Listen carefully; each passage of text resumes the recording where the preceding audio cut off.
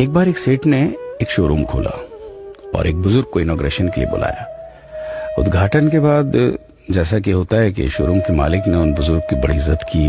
बड़ी इज्जत अफजाई करने के बाद उनको बताया कि देखिए, यहाँ पे 21,000 चीजें हैं इस शोरूम में बेचने के लिए। इसमें से आपको जो भी चाहिए, जितनी चाहिए, आप ले लीजिए। बुजुर्ग हंसे और बोले कि इनमें से एक भी चीज मुझे जीने के लिए जरूरी नहीं लगती। मुझे तो इस बात का ताज्जुब होता है, आश्चर्य होता है कि इंसान इन सभी गैर जरूरी चीजों का इस्तेमाल करता कहाँ है। अब देखिए, एयर फ्रेशनर के बिना किसकी सांस रुक गई? फेस वॉश का इस्तेमाल नहीं किया तो कौन काला हो गया? होम थिएटर लाकर कितने लोग कलाकार बन गए?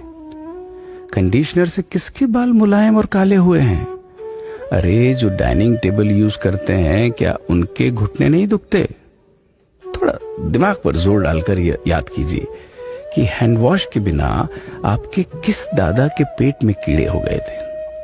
अगर हम डीओ मारकर निकलते हैं तो क्या लोग हमें सूंघने आते हैं?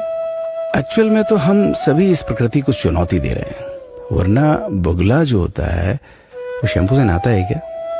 मोर अपने रंगों को संवारने या बचाने के लिए कौन सा कंडीशनर या फेस वॉश इस्तेमाल करता है? कभी किसी बिल्ली को मोतियाबिंद होता देखा है?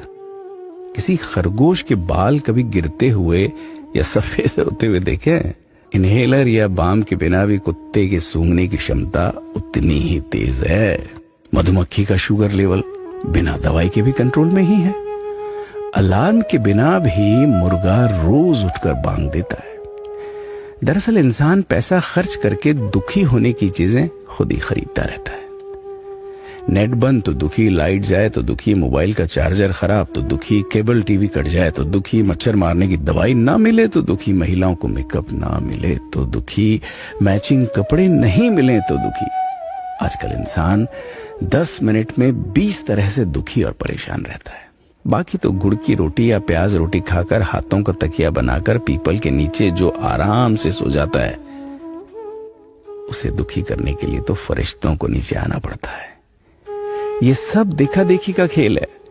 सच तो यह है कि सुखी रहने के लिए बहुत कम खर्चा होता है, लेकिन दूसरों को दिखाने में कि मैं कितना सुखी हूं, इसी में बहुत ज्यादा खर्चा होता है।